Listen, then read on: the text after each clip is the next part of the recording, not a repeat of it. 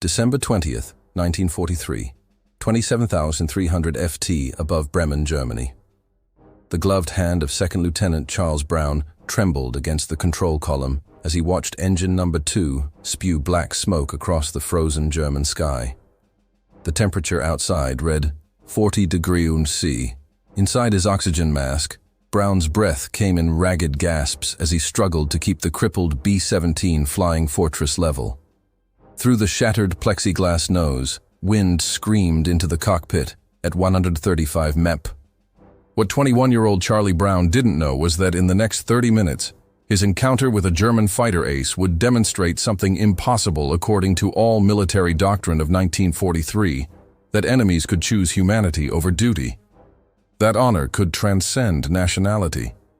That a single decision made in the freezing sky above Germany would prove more powerful than any weapon carried by either side.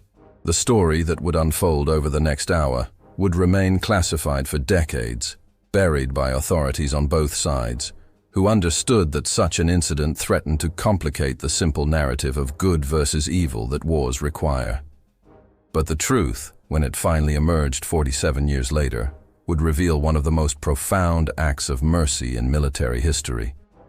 Brown had woken that morning at RAF Kimballton in England, a farm boy from western West Virginia, about to fly his first mission as aircraft commander. At 21 years old, he had been entrusted with the lives of 9 other young men and a 4-Ein bomber worth $240,000. Most of his crew were barely out of their teens, yet each man was a specialist, trained for months in his particular role. Together they flew a bomber they had named Ye Old Pub, painted on the nose, along with the image of a frothy beer mug. The mission briefing had been clear and terrifying. Nearly 500 B-7s from the 8th Air Force would strike the Fowler-Wolf 190 aircraft factory in Bremen, deep in northern Germany. This factory produced some of the Luftwaffe's most lethal fighters, and German High Command would defend it to the death. Intelligence reported the target was defended by 250 flak guns, arranged in concentric rings around the city. Hundreds of Luftwaffe fighters from multiple Jugosławias were expected to intercept. The briefing officer had been blunt. Expect heavy resistance. Expect casualties. Some of you won't be coming back.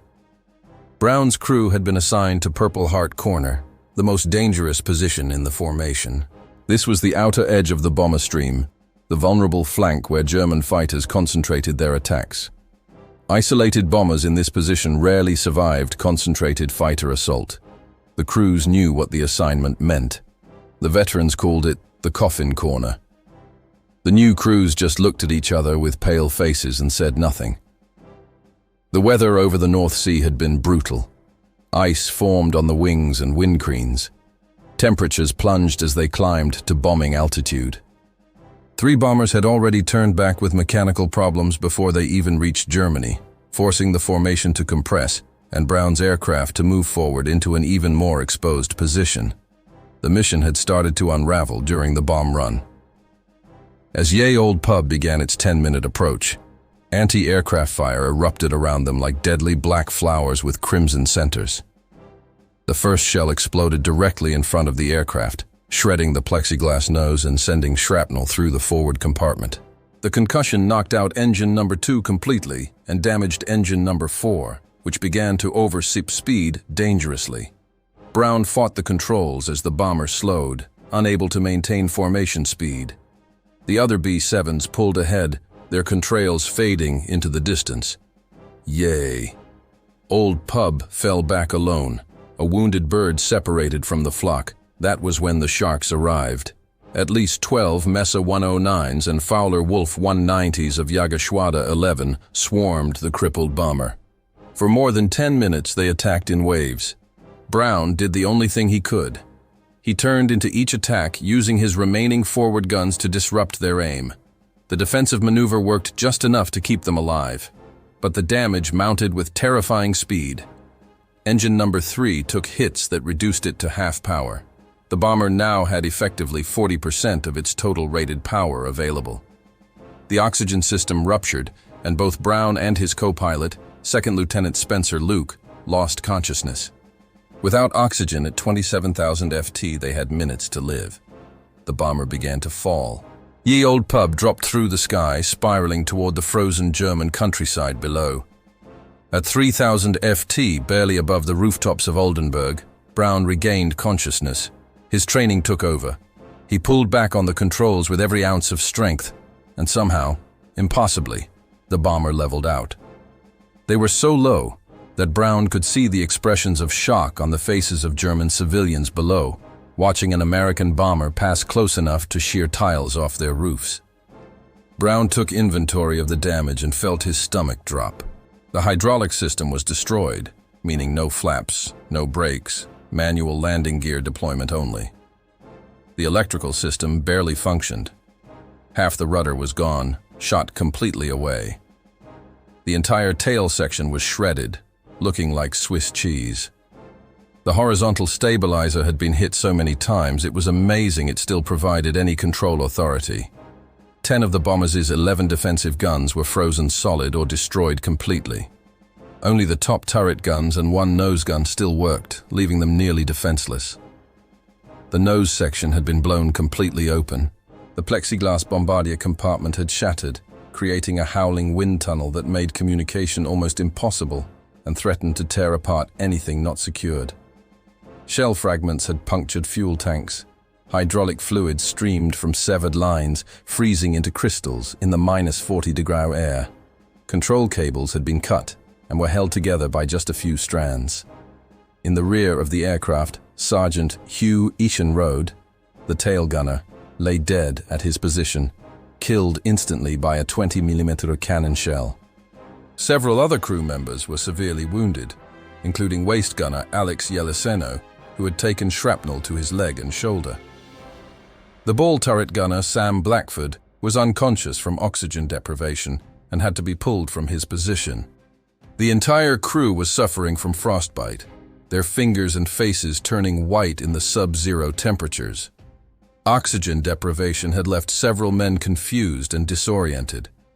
Brown's own shoulder burned where a metal fragment had torn through his flight jacket. He could feel blood soaking his shirt, but there was nothing to be done about it now. His co-pilot, Spencer Luke, was in similar condition, wounded but functional. They had to keep flying. Brown offered his crew the chance to bail out.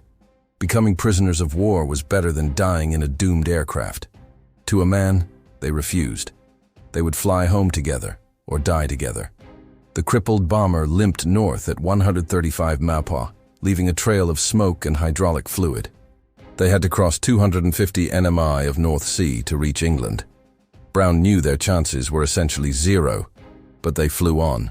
What Brown did not know was that their flight path had taken them directly over a Luftwaffe airfield near the town of Jev.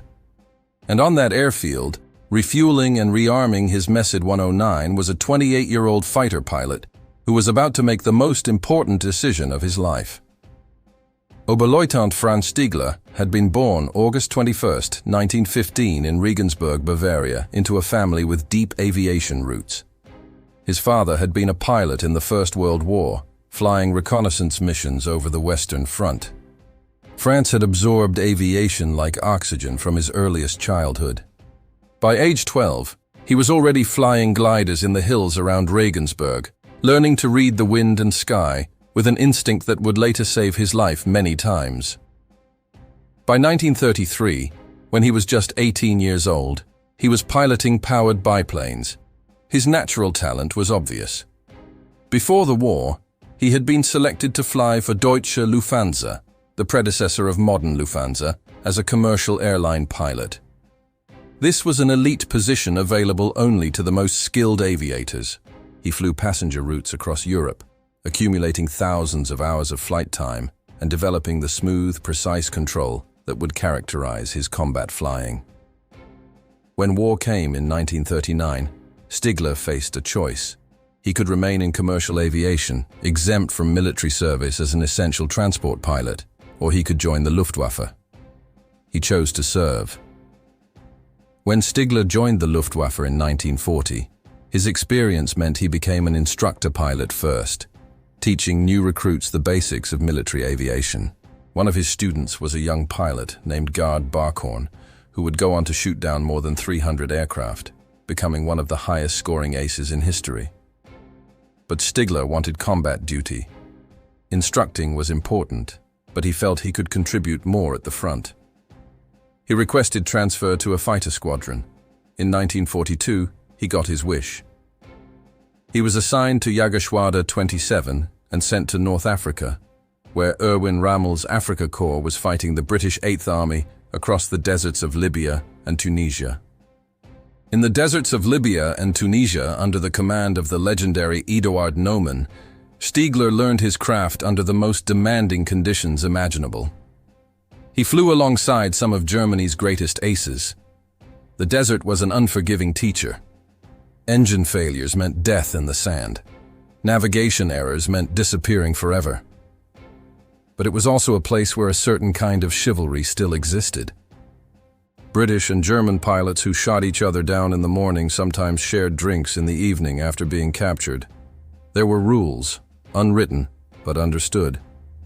One experience in North Africa would shape everything that followed. His squadron commander, Gustav Rodel, who had served with distinction since the Battle of Britain, gathered his pilots one day for what seemed like a routine briefing. But Rodel's words were anything but routine. "You are fighter pilots first, last, always," Rodel had said, his voice hard as iron. "If I ever see or hear of you shooting at a man in a parachute, I will shoot you myself." The message was clear.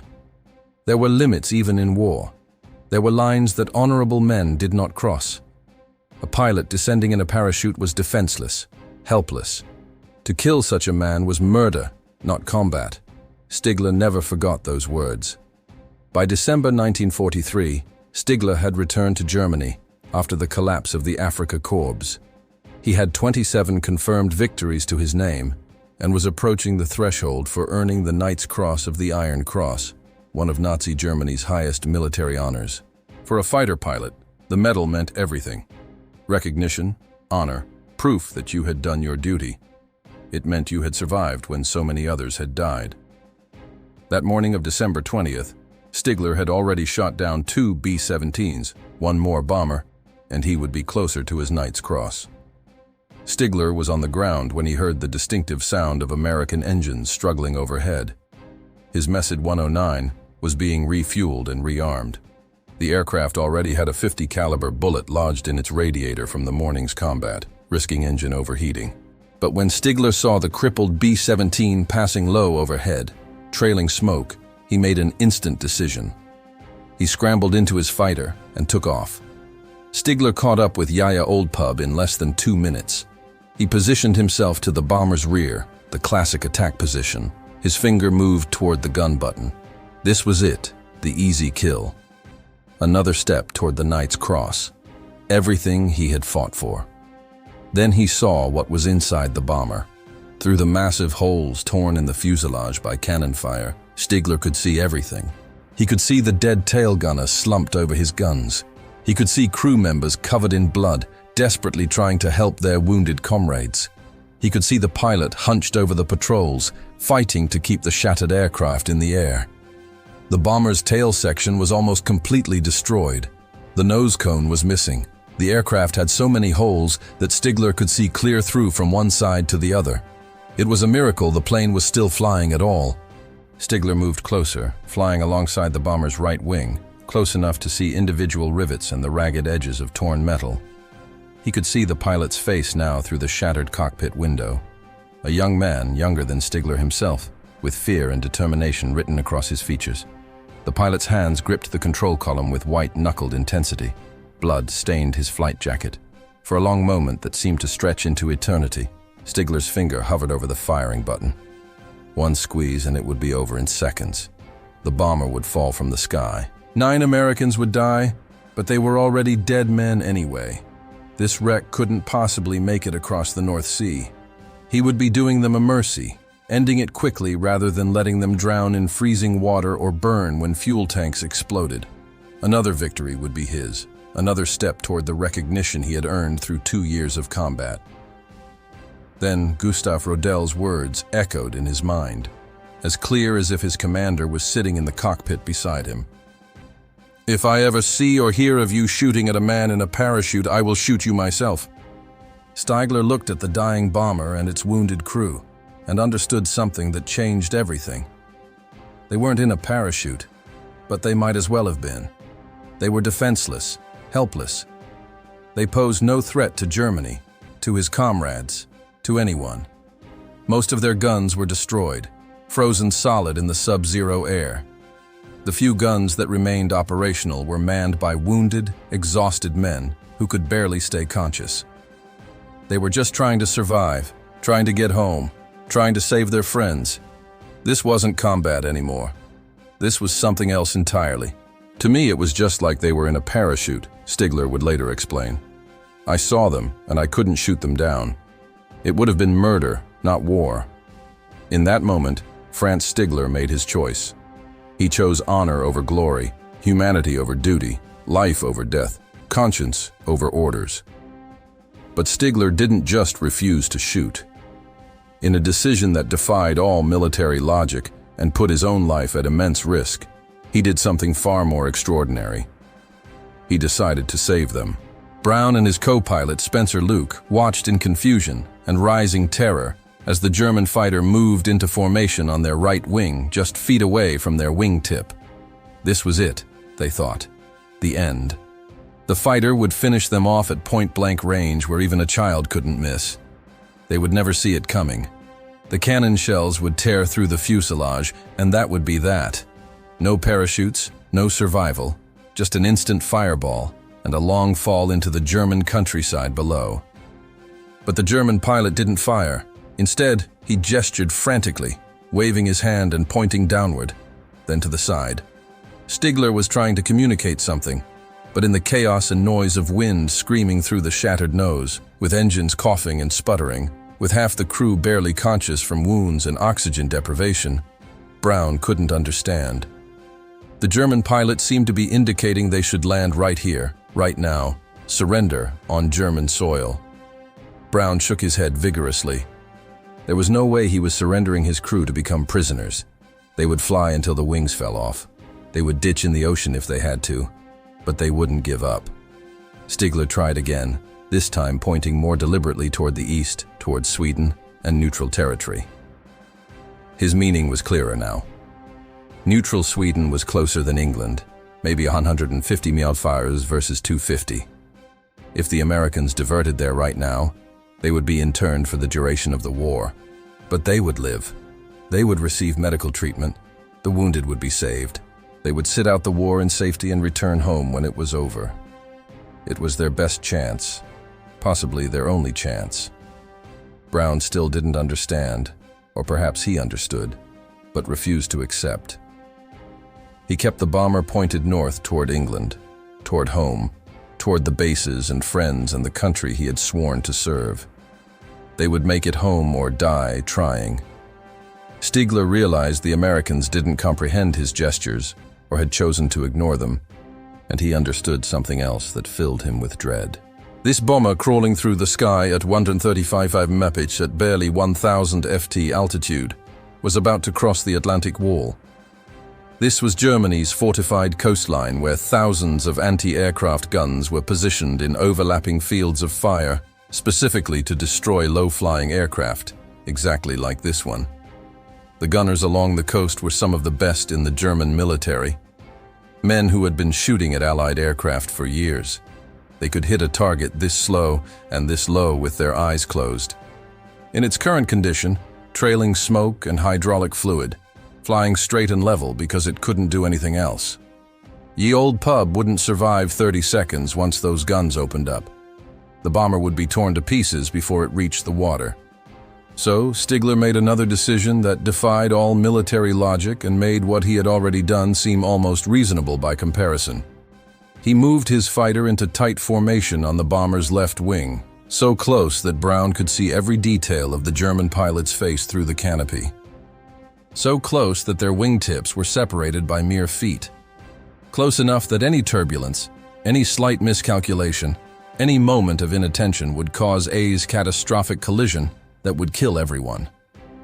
Stigler looked across the space between them and made eye contact with Brown. For several seconds, The two pilots stared at each other.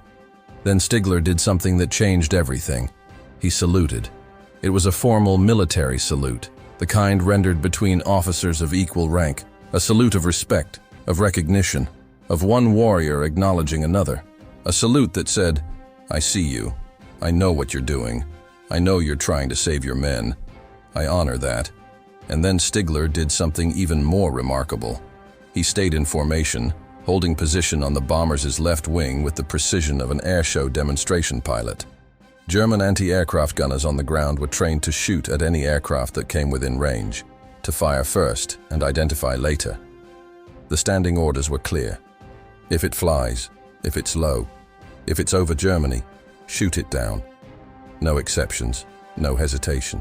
Thousands of Allied aircraft had been destroyed by these guns. The gunners were veterans, experienced, deadly accurate. But the gunners were also trained to recognize their own aircraft. They knew the distinctive silhouette of a Messerschmitt 109. They knew what German formations looked like. They knew their own squadron markings and call signs. When they looked up and saw a Messerschmitt 109 flying in tight formation with a bomber flying so close that the two aircraft looked almost connected, their training told them something different than their standing orders. This must be a captured Allied aircraft being escorted to a German airfield, or perhaps a German bomber returning from a test flight or some kind of special operation that they hadn't been briefed about. Whatever it was, the presence of the German fighter meant don't shoot. Stigler used his own aircraft as a human shield. He risked his life, risked being shot down by his own anti-aircraft guns if they recognized the bomber as American to protect an enemy aircraft. He risked court-martial and execution if anyone reported what he was doing. He risked collision with the bomber whose pilot might make a sudden maneuver at any second. He risked running out of fuel over the North Sea with no way to return home. For over 15 minutes, as long as it took for a bomber at 135 mph to cross the coastal defenses, he flew alongside Ye Old Pub. Formation flying this close required total concentration. Any distraction, any loss of focus, any moment of inattention meant death for everyone. He held position through turbulence, through the bomber's erratic movements, as its damaged controls responded unpredictably, through the temptation to look down at the German gunners below, who must be watching this bizarre formation pass overhead. They flew over Wilhelmshaven, over the submarine pens and naval facilities. They flew over gun positions that could have destroyed them both in seconds. They flew over German towns where people looked up and saw an American bomber escorted by a German fighter and wondered what was happening in the sky above them, all the way across the German coastline over the deadly Atlantic Wall until they reached open water and safety. Brown still didn't fully understand what was happening. The German fighter stayed glued to their wing. Was he hearing them somewhere? Was this some kind of trap? Brown ordered his dorsal turret gunner to train the guns on the German fighter, but not to fire, just to warn him off. Stigler saw the guns tracking him. He understood the message. The Americans still didn't trust him, but that was okay. They were over water now. They were safe from German guns. They had a chance. Stigler pulled away from the bomber. He looked across at Brown one more time. Then he raised his hand in a final salute, rolled his fighter, and turned back toward Germany. Brown watched the German fighter disappear into the clouds, dwindling to a speck, and then vanishing entirely. His mind reeled, trying to process what had just happened. A German fighter pilot, an enemy combatant whose job was to kill Americans, had just saved their lives. Not just refrained from shooting, but actively escorted them to safety, putting his own life at risk to do it. It made no sense according to anything they had been taught. Every briefing, every propaganda poster, every training film had painted the enemy as fanatics who showed no mercy. Yet this German pilot had shown nothing but mercy. It contradicted everything. But there was no time to wonder about miracles or try to understand the incomprehensible. They still had 250 mi of storm-tossed North Sea across, and the odds of making it were still almost zero. With 3 engines damaged or destroyed, with the entire aircraft held together by prayers and a few surviving control cables, Old Pub barely maintained altitude. The bomber was slowly, inexorably, losing height. The crew worked frantically to keep them alive. They threw out everything that wasn't bolted down to reduce weight. Ammunition boxes went first, then the ammunition itself. Thousands of rounds of .50 caliber bullets tumbling into the sea. The machine guns followed, torn from their mounts and heaved through the shattered nose and waist windows. Equipment, tools, personal belongings, anything that added weight. They stripped the aircraft down to an empty shell. The navigator plotted and Repal plotted their course, trying to find the shortest route home while accounting for wind drift with almost no instruments. The radio operator tried desperately to raise anyone on the radio, but the electrical system was so damaged that he couldn't transmit, only receive occasional bursts of static. They were alone in the sky, unheard, unknown, fighting for every mile. For 4 hours that felt like 4 days, Brown fought the controls. His wounded shoulder throbbed with every movement, the pain growing, worse as adrenaline wore off and cold set in. His fingers were numb with cold despite his flight gloves. His face was frostbitten, the skin white and waxy. His mind was foggy from oxygen deprivation and exhaustion, but he kept the bomber flying through sheer force of will, making constant tiny corrections to keep the wings level, the nose up, the engines running. The North Sea in December was among the most hostile environments on Earth. Storms swept across the gray water constantly. Visibility dropped to near zero in squalls. The water temperature was cold enough to kill a man in minutes. If they had to ditch, if the engines finally quit or the wings finally broke off, they would hit the water and have perhaps 2 minutes before hypothermia made rescue impossible, and there would be no rescue. No one knew where they were. No one was looking for them. They had been written off hours ago, but somehow, impossibly, the battered bomber kept flying. Engine number 1, the only engine operating at full power, continued to turn. Engine number 3, damaged but functional, provided enough thrust to help. Even engine number 4, overheating and vibrating dangerously, kept running when by all rights it should have exploded. Finally, after what seemed like an eternity, the English coast appeared through the clouds. Brown had no idea where they were. The radio was dead, navigation equipment destroyed, the compass was unreliable due to all the metal damage. He just looked for any airfield, any flat piece of ground long enough to accommodate a dying bomber. Then he saw it. RAF Seething, home of the 448th Bomb Group. The runway stretched out below them, a blessed strip of concrete that meant salvation. Brown lined up for final approach, but nothing was simple. The hydraulics were gone, which meant the landing gear had to be cranked down manually. 2 crew members struggled with the manual hand crank, turning it hundreds of times to lower the massive wheels. The flaps, which normally extended to slow the aircraft for landing, wouldn't extend at all. They were coming in fast, too fast, and there was nothing Brown could do about it. No flaps meant they would hit the runway at nearly 140 mph instead of the normal 90. No hydraulic brakes meant once they touched down, they would have only mechanical brakes to stop them, if those even worked. The crosswind pushed them sideways. Brown compensated, but his control inputs were mushy, delayed, because half the control cables had been shot away. The bomber dropped toward the runway. Brown fought to keep the wings level. The ground rushed up. At the last second, he pulled back on the control column, trying to flare to slow the descent. The bomber hit the runway hard, harder than any landing Brown had ever made. The entire aircraft shuddered. Something broke in the undercarriage with an ominous cracking sound. They bounced, rose 20 ft back into the air, seemed to hang there for a moment, then hit again. This time the wheels stayed down. They were rolling, slewing sideways, but rolling. Brown stood on the mechanical brakes. The bomber slowed, but not fast enough. The end of the runway appeared ahead. They were going to overshoot. There was nothing to be done. They rolled off the end of the runway onto the grass, bouncing and shaking, finally sliding to a stop in a muddy field. For several seconds, nobody moved. Then Brown reached up and cut all the engine switches. The sudden silence was overwhelming. After hours of engine roar and wind scream, the quiet felt unnatural. The crew sat in stunned silence for a long moment. unable to believe they were alive, unable to believe they were home, unable to process that they had just survived what should have been impossible. When the crew finally climbed out of ye old pub, using the holes in the fuselage as handholds, because the normal hatches were jammed or destroyed, ground personnel stared in disbelief. Maintenance officers and flight crews came running from all directions, drawn by the spectacle of what appeared to be a flying wreck, somehow still in one piece.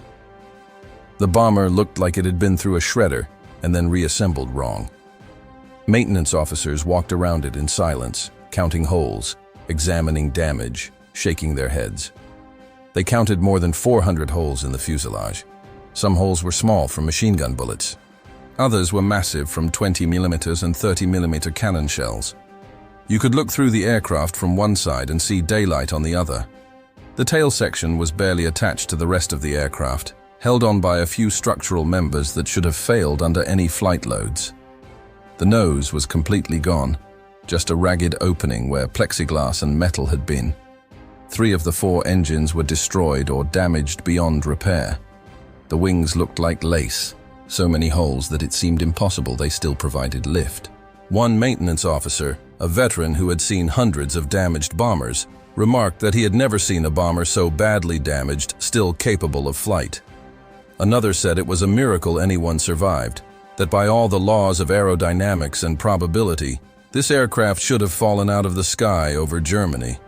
A third simply said that God himself must have been the co-pilot because no human pilot could have brought this wreck home. At the debriefing, held in a cold office with intelligence officers who had heard every kind of combat story imaginable, Brown told his commanding officers everything. He described the flak damage, the fighter attacks, the spiral toward the ground, the recovery at 3,000 WWII.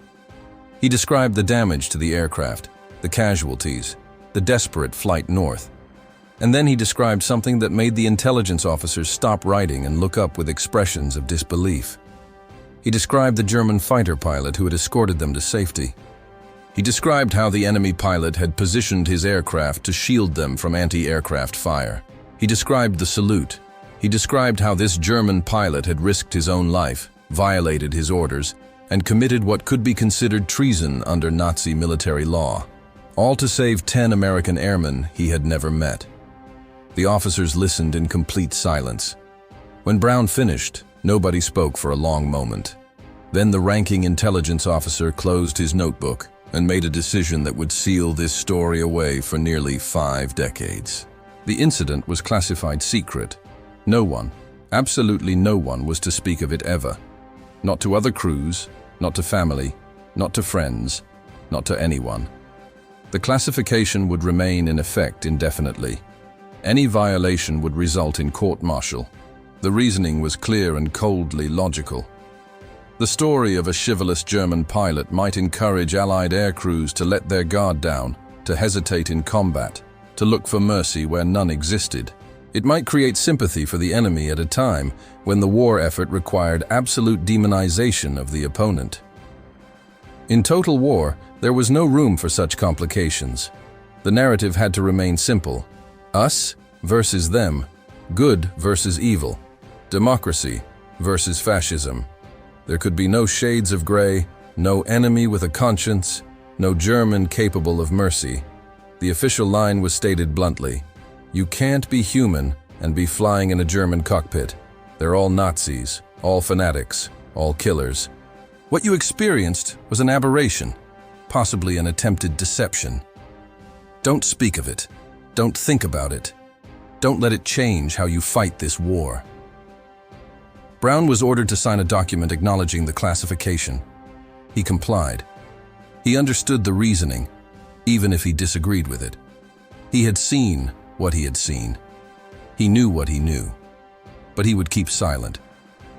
He completed his combat tour, flying more missions, losing more friends, watching more bombers fall from the sky. He went home to West Virginia when the war ended, tried to reintegrate into civilian life. Found it difficult. He attended college on the GI Bill, earning a degree. He returned to the newly formed United States Air Force in 1949, unable to fully leave military service behind. He served in the Office of Special Investigations, hunting Nazi war criminals. Ironically enough, he served with the Joint Chiefs of Staff working on strategic planning. He served in various other assignments across 2 decades until his retirement in 1972 with the rank of Lieutenant Colonel. But through all those years, through all those assignments, through marriage and children and the ordinary passages of civilian life, he never forgot the German pilot who had saved his life. The memory haunted him. He saw that Message 109 in his dreams. He saw the salute. He wondered constantly whether the German pilot had survived the war, whether he was still alive, whether he ever thought about that December day. Meanwhile, thousands of miles away, Franz Stigler landed his fighter at his base near Bremen and made a decision that would define the rest of his life. He said nothing about what he had done, not to his squadron mates who would have called him a traitor, not to his commanding officers who would have court-martialed him, not to his family who would have been endangered by the knowledge, not to anyone ever. He had allowed an enemy aircraft to escape when he had the clear opportunity to destroy it. He had actively aided the enemy by escorting them to safety. He had placed his own aircraft at risk to protect enemy personnel. Any of these actions alone could be interpreted as treason, cowardice, or defeatism. Officers were shot for far less than what Stigler had done. Pilots who turned back from missions due to mechanical problems were sometimes accused of cowardice. Men who expressed doubts about ultimate victory were arrested by the Gestapo. In this atmosphere of paranoia and terror, Stigler's act of mercy would have been seen as ultimate betrayal. If anyone had learned what Stigler did that day, he would have been arrested within hours. The Gestapo would have investigated. They would have questioned his family, his friends, his squadron mates. They would have looked for other signs of defeatism or disloyalty. The investigation alone would have destroyed him and everyone he knew, even if he somehow avoided execution. So Stigler remained silent. He buried the memory deep. He never claimed the bomber as a kill, which would have been easy enough to do since no one had witnessed the encounter. He never spoke of the incident, not even in his personal diary. He sealed it away and continued fighting day after day, mission after mission, pretending it had never happened. But something had changed in Franz Stigler that December day. He continued to fly combat missions. He continued to engage Allied aircraft. He continued to do his duty as a fighter pilot. But he never again felt the same enthusiasm for accumulating victories. The Knight's Cross, which had seemed so important that morning, suddenly mattered less. He flew to protect his comrades, to defend his homeland, to do his duty. But the glory was gone, replaced by a weariness and a growing understanding that this war would not end well for Germany. Stigler went on to fly 487 combat missions, an almost incomprehensible number that represented nearly 3 years of continuous combat flying. He was shot down 17 times, a testament both to his skill at survival and to the increasing ferocity of Allied air power. He bailed out 6 times, each time landing behind German lines and returning to duty. He crash-landed 11 times, walking away from wrecks that should have killed him. He finished the war flying the revolutionary Message 262 jet fighter, one of the first operational jet aircraft in history, with Jagdverband 44. This was an elite unit commanded by Adolf Galland, one of Germany's greatest aces. Flying jets against piston-engine aircraft should have been easy, but by then, the Allies had such overwhelming numbers that even technological superiority couldn't change the outcome. Stigler flew missions until the final days of the war, landing his jet on cratered autobases as German airfields were overrun, fighting an increasingly hopeless battle. He survived the war with 27 confirmed victories, though the actual number was certainly higher. Many of his combats went unwitnessed, many victories unclaimed. After his encounter with Ya Old Pub, he had lost his appetite for claiming kills. He just flew, fought, survived another day, and tried not to think about what would happen when Germany finally lost. When the war ended in May 1945, Stigler found himself in a destroyed Germany that bore no resemblance to the country he had fought to defend. His brother August, also a pilot, had been killed in October 1940 when his Junus 88 crashed during a night operation over France. August had been 24 years old flying bombing missions over Britain when he died. France was now the last male in his immediate family, the only one who had survived the war that had consumed so many millions. The country Stigler had fought for lay in ruins, both literally and morally. The cities were bombed flat, the economy had collapsed, food was scarce. But worse than the physical destruction was the moral catastrophe. The concentration camps had been liberated. The full horror of the Holocaust was being revealed. The regime that Stigler had served, however reluctantly in the final years, stood exposed as one of history's greatest evils. Like many German veterans, Stigler had to reconcile his service with the terrible truth of what his country had done. He had fought for Germany, for his homeland, for his comrades. He had never joined the Nazi Party. He had never participated in war crimes, but he had served the regime, had helped defend it, had shot down Allied pilots who were fighting to destroy that evil. The moral complexity was crushing. In 1953, unable to build a future in a divided and devastated Germany, Stigler made the difficult decision to immigrate. He chose Canada, settling in Vancouver, British Columbia. He started a business from nothing, working 18-hour days to establish himself in a new country. He married, raised a family, learned English, became a Canadian citizen. He tried to put the war behind him, to build a new life, to forget the past. But one memory stayed with him always, vivid and inescapable. The memory of a December day in 1943, when he had made a choice that defined who he was. The memory of a crippled bomber and wounded men trying to survive. The memory of a young American pilot fighting to save his crew. The memory of a decision to choose mercy over duty, humanity over orders, conscience over career. Stigler never spoke of it, not even to his wife, not for decades. The secret sat inside him like a stone. He wondered constantly what had happened to that bomber crew. Had they made it home? Had they survived the war? Did they remember him? Did they understand what he had risked? Or did they think it had been some kind of trick, some German deception? The two pilots lived parallel lives for decades, never knowing if the other had survived the war. Brown built his life in Miami, Florida, working in energy and environmental research, raising a family, trying to forget the war, but never quite succeeding. Stigler built his life in Vancouver, running his business, raising his family, trying to forget the war, but carrying always that one memory that refused to fade. They lived on opposite sides of the continent, separated by thousands of miles and decades of silence, completely unaware of each other's existence.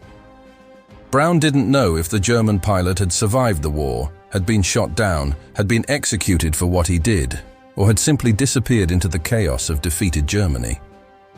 Stigler didn't know if the bomber had made it across the North Sea, if the crew had lived or died, if his mercy had mattered or been wasted on men who died minutes after he left them. They were connected by an invisible thread. Two men bound together by 30 minutes in December 1943, but separated by circumstance, by geography, by the classification stamp on a military profile, by the silence that both had maintained for different reasons. Then in 1986, everything changed. Brown was invited to speak at the Gathering of the Eagles, a reunion of combat pilots at the Air Command and Staff College at Maxwell Air Force Base in Alabama. This was a gathering of veterans, men who had flown in every theater of World War II, Korea, and Vietnam, men who had seen everything combat aviation could throw at them. During a question and answer session after his formal remarks, someone asked if he had any particularly memorable missions from World War II. Brown hesitated. He had been ordered never to speak of the incident. The classification was still technically in effect even 43 years later, but he was retired now, a civilian. The war was ancient history. Most of the people who had classified the story were long dead. The Soviet Union was collapsing, the Cold War ending. What harm could it do now to tell the truth? And more than that, Brown was old enough now to understand that some stories needed to be told, that history belonged to more than just governments and generals, that there were truths which mattered more than classification stamps and military orders. So for the first time in 43 years, Brown broke his silence. He told the story of the German fighter pilot who had saved his life. He described the encounter in detail, the salute, the escort, the mercy shown to enemies, the choice to save rather than kill. The audience of hardened combat veterans sat in stunned silence. These were men who had flown through flak and fighters who had lost friends, who had killed enemies, who understood the brutal mathematics of aerial warfare. Some openly wept as Brown spoke. Others sat stone-faced, processing what they were hearing. A few seemed skeptical, wondering if age and trauma had distorted Brown's memories. Could such a thing really have happened in the midst of total war, when the survival of civilization itself seemed to hang in the balance? Could an enemy pilot have chosen mercy? Could a German fighter pilot serving perhaps the most evil regime in human history have possessed such humanity? After the speech, something fundamental changed in Charlie Brown. He realized he needed to know. After 43 years of silence, after 43 years of wondering, he needed to find out if the German pilot had survived. He needed to thank the man who had given him 43 more years of life, who had allowed him to come home, to marry, to have children, to build a life. He needed to close this circle, to find an answer to the question that had haunted his dreams for nearly half a century. Brown began a search that would consume the next 4 years of his life. He wrote letters to the United States Air Force Historical Office requesting any records from the mission of December 20th, 1943. He contacted the German Federal Archives asking for Luftwaffe personnel files. He reached out to the West German Air Force, hoping they might have records of pilots stationed near Bremen. He wrote to veteran organizations in both countries, hoping someone might remember something, might know something. He searched through mission reports, trying to match timelines. He studied German fighter unit dispositions, trying to narrow down which squadrons had been active in that area on that date. He looked at aerial photographs of German airfields, trying to identify which ones had been close enough for a fighter to intercept his bomber. He cross-referenced everything, building a database of information that should have pointed him toward an answer, but he found nothing. Records from December 1943 was sparse, scattered, often destroyed. The Allied bombing campaign had destroyed many German archives. The chaos at the end of the war had led to more losses. What survived was often incomplete or inconsistent. German fighter pilot names remained classified in some cases, lost in others. Nobody seemed to remember anything about a fighter escorting a bomber to safety. Brown began to wonder if he had imagined the whole thing. His memories of that day were hazy in places, clouded by injury, oxygen deprivation, shock, and exhaustion. Maybe the German pilot hadn't really saluted. Maybe there had been no escort. Maybe the fighter had just happened to fly alongside them by coincidence, heading back to base. Maybe his traumatized mind had created a story of mercy to cope with the horror of watching Echenro die, of nearly dying himself, of bringing home a bomber full of wounded men. But he knew what he had seen. He knew what had happened. The memory was too vivid, too detailed, too specific to be a hallucination or a delusion. The salute had happened. The escort had happened.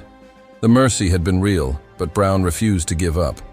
He had flown a shattered bomber across 250 mi of ocean. He could pursue this search until he found an answer, or proved conclusively that no answer existed. In 1990, after 4 years of dead ends and disappointments, Brown decided to try one last approach. He wrote a letter to combat crew, a newsletter circulated among former Luftwaffe pilots. The letter was simple and direct. He described the mission, the date, the location. He described his B-17, the damage it had sustained, how it had been shot to pieces, but somehow still flying. He described the fighter escort, the salute, the mercy. He asked a simple question. Do you remember this? Were you the pilot? Does anyone know who this pilot was? He sent the letter fully expecting nothing to come of it. He had sent so many letters over 4 years. Everyone had led nowhere. Why should this be any different? He sent the letter and waited, trying not to hope too much, trying to prepare himself for another disappointment.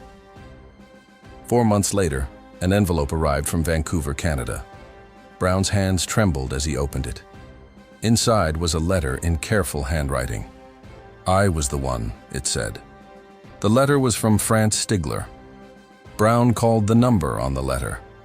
When Stigler answered, Brown asked him to describe what he remembered. Stigler described the bomber, the damage, the escort.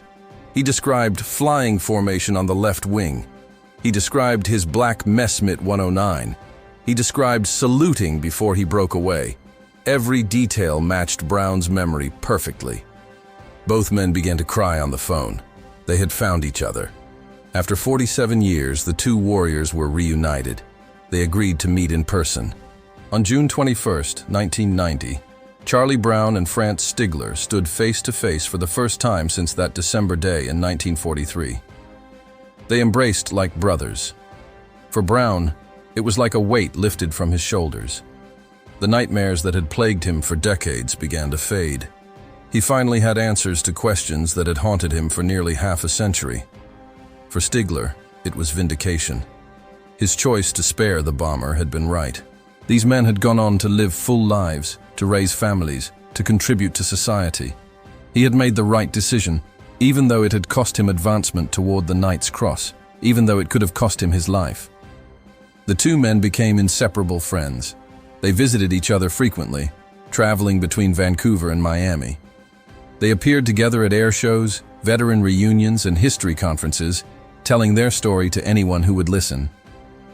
In 1993, Stigler was presented with the Star of Peace Award by the Combatants Federation of Europe, recognizing his act of mercy 50 years earlier.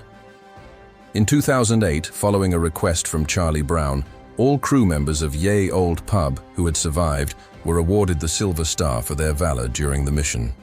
Brown himself received the Air Force Cross, one of the highest military decorations in the United States. The story of Franz Stigler and Charlie Brown has been documented in countless articles, books, and documentaries. The most comprehensive account came from author Adam Makos in his 2012 book, A Higher Call, which became a New York Times bestseller. The Swedish heavy metal band Sabaton wrote a song called No Bullets Fly about the incident. Museums and educational institutions use the story to teach about ethics in warfare and the possibility of maintaining humanity even in combat. The 10-man crew of Ye Old Pub included men from across America. The tail gunner Hugh Echenroe was killed in the mission, dying at age 23, but 8 men survived. Spencer Luke, the co-pilot, lived until 1985. Also, the navigator until 2010. Robert Andrews, the bombardier, until 1996. Bertrand Coulomb, the flight engineer and top turret gunner until 2006. Richard Pachout, the radio operator, until 2013. Lloyd Jennings, the waist gunner and last surviving crew member, until 2016. Sam Blackford, the ball turret gunner, lived into old age. Alex Yeleseno survived until 1980. These 8 men lived full lives after the war. They married, had children, pursued careers. Their children had children, their grandchildren had children. By conservative estimates, Franz Stigler's decision to spare Ye Old Pub resulted in more than 300 descendants who exist today because one German pilot chose mercy over military duty. The bomber itself was so damaged that it never flew in combat again. Ye Old Pub was returned to the United States in April 1944 and eventually sold for scrap in August 1945. In 2019, a surviving B-17 operated by the Erickson Aircraft Collection was repainted in the colors of Ye Old Pub. The restored aircraft flies in air shows, allowing modern audiences to see what a flying fortress looked like and to remember the story of mercy it represents. Franz Stigler's decision came at enormous personal cost. He gave up advancement toward the Knight's Cross, one of the highest honors Germany could bestow. He risked court-martial and execution.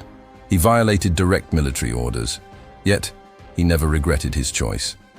When asked years later why he did it, Stigler's answer was simple. He remembered his commander's words about honor. He saw wounded men trying to save their comrades. He recognized that they posed no threat, and he made the only choice his conscience would allow. Charlie Brown's courage was equally remarkable. He could have surrendered when his aircraft was crippled. His crew had given him permission to give up, but he refused.